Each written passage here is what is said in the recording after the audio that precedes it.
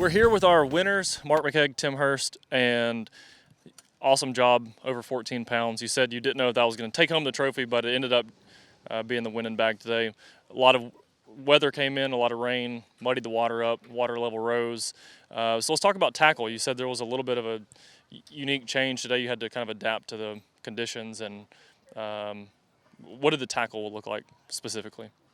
We caught one on a frog, one on a, maybe one on a chatterbait.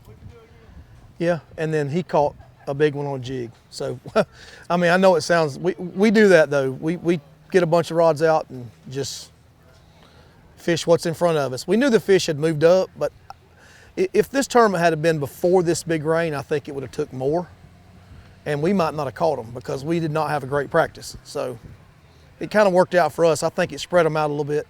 But everything we caught was shallow in some sort of pocket or near a pocket anyways. Gotcha. You said y'all have kind of, over time, developed a little bit of a strategy where he's fishing for big fish a lot of times, you're fishing for numbers, or it just works out that way. That's part of what happened today. He fishes the moving baits most of the time, you know, unless they're really on it and we both throw it. But I do a lot of flipping. Gotcha. So jig, what can you talk about the rod? Like, what a lot of people like go a 7.6 rod, or you more of a 7-foot rod? 7.2. Yeah, arc rod. Jigs in the back. Let's talk about the front. Some frog action. Is there a certain water temperature you think that frog matters? Because you hear some people talking about way earlier in the year they'll break a frog out even when it's cold. Cold. You think now there's some pollen? I saw pollen on the water today. That's kind of the indicator when a frog is good. Well, I mean, this lake is not really known and it's not a great frog lake.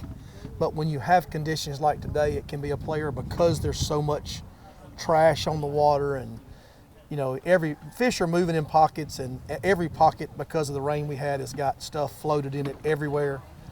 And I mean, I threw it a lot today and got one bite.